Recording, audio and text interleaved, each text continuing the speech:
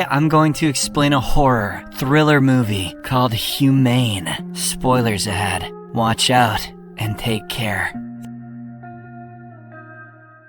In an alternate reality, Earth's natural resources have been ravaged by excessive population. There are simply too many humans for an ecosystem that is on the verge of collapse. Amid the ongoing disaster, the Secretary General of the UN holds an emergency summit in Athens. The leaders from various nations around the world come up with a radical solution to save the planet, reducing the population by artificial methods. The Secretary General then announces that the international borders will be closed immediately, and each nation will have to reduce its population by 20% within a year. In the US, a task force named the Department of Citizen Strategy, or DOCS, is established to carry out the population reduction. They have come up with a euthanasia program in which people volunteer to end their lives peacefully. The deceased's family will receive a sum of $250,000 for their sacrifice. Meanwhile, in a posh villa, retired news anchor Charles York watches his son Jared give an interview on TV. He is an anthropologist and is publicly vocal about his support for the government's euthanasia program. But Charles doesn't like the show for some reason, so he shuts the TV off and heads downstairs. In the kitchen, his wife Dawn is preparing for a lavish meal. Charles arrives there and begins emptying all the alcohol from his cellar into the sink. It is revealed that they are going to host a family dinner for their 4 children. A few hours later, Jared arrives at the villa and heads straight to the kitchen. He picks up a glass and goes to the cellar, only to find it completely empty. Jared guesses that his father must have hidden the alcohol. Since Noah, his adopted brother, is also coming for dinner, it is obvious that Noah has addiction problems, and Jared isn't really fond of him. Slowly, other guests also start trickling in for the family dinner. Middle child Rachel arrives along with her teenage daughter Mia. Charles then greets everyone warmly, but is surprised to see Mia there. It is revealed that he had exclusively told his children that the dinner was an adults-only event, but when Rachel threatens to leave, he allows the teenager to stay over. Elsewhere, Noah arrives near the villa, but can't gather the courage to go in. He calls his girlfriend Grace, who tries to cheer him up. When he still doesn't calm down, she understands the situation and asks him to return home if he's uncomfortable. Noah decides to head back, but is stopped by his half-sister Ashley. She tells him to hop in her car. "Get in, bitch, we're going to get euthanized by Dad probably," threatening to cancel the whole event if he doesn't turn up. It is obvious that these two share a close relationship. Later that night, the whole family sits at the dining table, and Dawn serves them exquisite dishes. Charles then makes a toast, thanking everyone for accepting his invitation. He also apologizes to them for missing so much family time because he was so single-mindedly invested in his career. Suddenly, Rachel cuts his speech short and demands to know why they were invited. In response, Charles grabs his wife's hand and reveals that they have decided to enlist in the euthanasia program. This enrages Rachel, and she starts spewing profanities for not getting a heads up so that she could have left Mia, but Charles points out that he did mention the dinner was adults only and politely asks Mia to leave the table. After the teenager heads upstairs, Charles opens up about his decision. The government has made it mandatory for at least one person from every family to be enlisted. Charles states that he would not be able to bear the pain if one of his children were selected at random. That is why he and Dawn have volunteered to safeguard the family of future enlistment. However, Jared, who is working closely with the government, states these rules are not for powerful and rich families like theirs, but Charles refuses to drop the idea as he doesn't want to take a chance. Just when the conversation starts to get heated, Dawn orders everyone to go take a breather and return back for dessert. Later, in the living room, Noah tries to change his father's mind by telling him that the docs had long ago met the 20% population reduction pledge, but they are now continuing the enlistment to eliminate certain classes of people. Charles seems to agree, but Jared, who is also in the living room, is incensed by those rumors. He begins to defend the government's actions and also vengefully pokes fun at Noah's addiction problem. Ashley, who is listening from nearby, comes to her half-brother's defense. However, in the midst of her rant, she accidentally mentions Noah's girlfriend. To everyone's surprise, Charles is extremely happy by the news and even asks to see the girlfriend's photo. "This is great! I thought you were asexual, son." Following this, Charles leaves to help his wife, but comes back moments later with a note. It turns out Dawn has run away from the villa because she is having second thoughts about her decision to enlist. Just then, they hear the bell ringing and Mia attends the front door. Officials from docks who were scheduled to come that night have arrived at the York Villa. The head officer, Bob, says they had a slight change in scheduling, which is why they are here early. Nonetheless, Charles invites him inside and tells him that Dawn has left. He also requests to postpone the procedure, asking if they can come back once Dawn gets in contact. Bob, who seems like a friendly person, agrees to do so, but wants to talk to Charles in private. Once they are alone, the old man is given some cancellation papers to sign. He begins to read the documents and notices something that infuriates him. However, Bob says that if Charles refuses both options, his reputation, property, and money might go down the drain. The scene then shifts to a few moments later, where a visibly emotional Charles tells his children that he has decided to go ahead with the procedure, but he doesn't reveal what was on the cancellation papers. Next, Charles lays in bed while all his children stand around in despair. Bob then puts him to sleep, and soon he is euthanized. As the dock's staff take the body away, things start to get weird. Bob tells the York siblings that he needs a second cadaver, since he was called here to collect 2 bodies. An angry Noah threatens him and asks him to leave, but several docks personnel come in with guns. Bob then explains that they have 2 hours to decide who will take Dawn's place. When Jared tries to call his contact in the government, he realizes that Bob and his men have scrambled the house. No call, text, or internet connection can go through the villa. Docks also seems to have a laundry list of everyone's browser history, emails, DMs, and their internet footprint. Bob breaks down this information to the siblings, saying he knows everything about their private lives. Noah torrents 4K movies and Jared is into hentai. I'll let you guess which is worse. He also points out that Mia is exempt from the enlistment as she is a minor. He then takes the teenager to his caravan, leaving the adults to decide who should volunteer to end their lives. Just in case they can't, he will return and decide their fate. After a while, the siblings gather in the living room, and Jared immediately suggests Noah should sacrifice himself. He alleges that Noah was given all the opportunities despite being adopted, but he blew everything by drinking and killing a woman in an accident. A visibly emotional Noah retaliates that he came here to apologize and doesn't want to die just yet. He then urges everyone to work together as per their father's wishes. Soon afterwards, they signal for Bob, who immediately comes to the villa. They ask how he will decide. If the family cannot come to a conclusion, the docks officer smirks and tells them that he will decide by drawing straws. Not drawing dicks like you're into, Jared.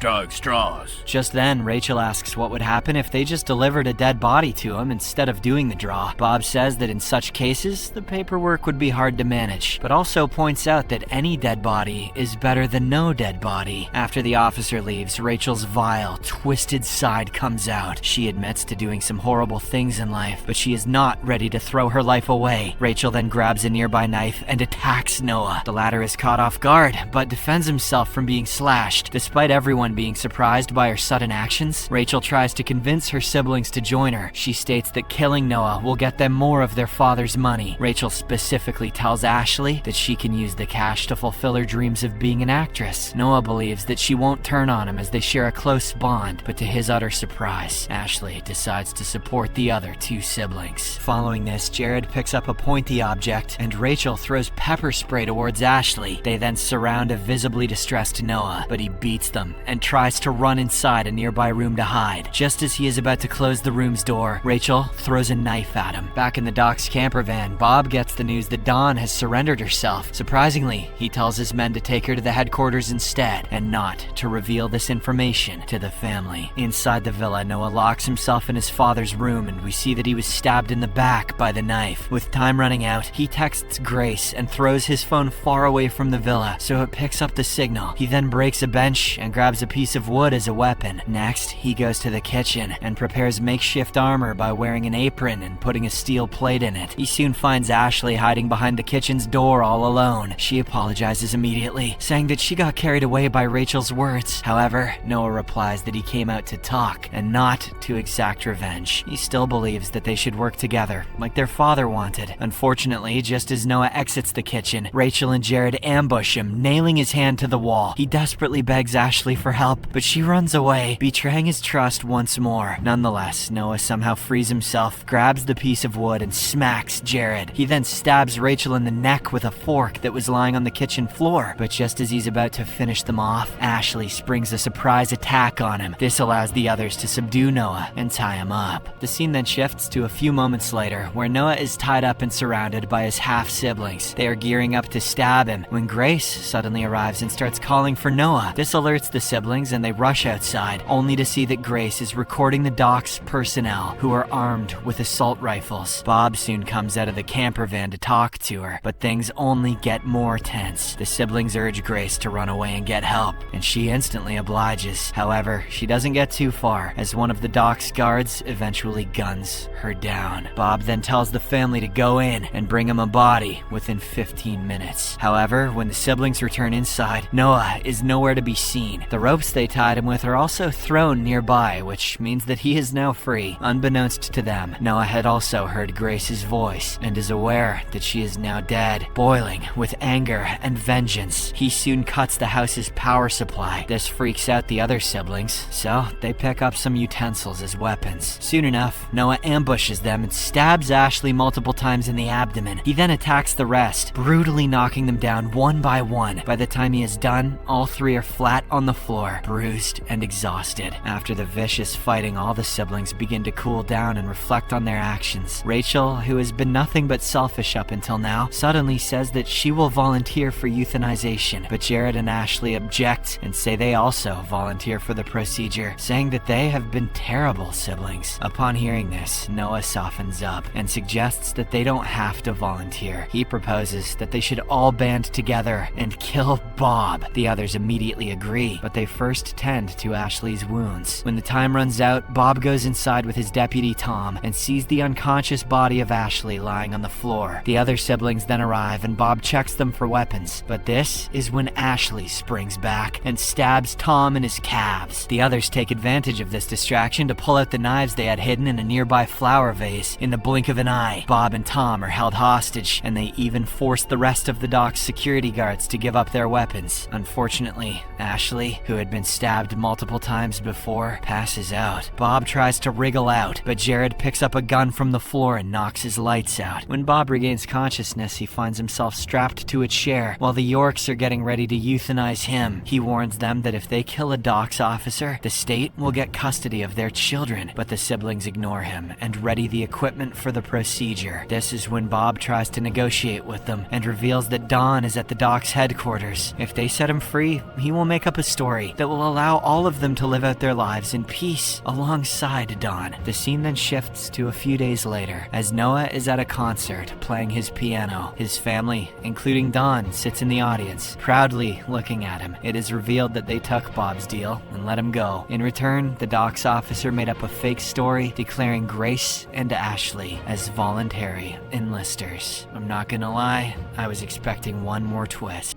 Make sure to subscribe and turn on notifications so you can watch more videos like this. Thanks for watching.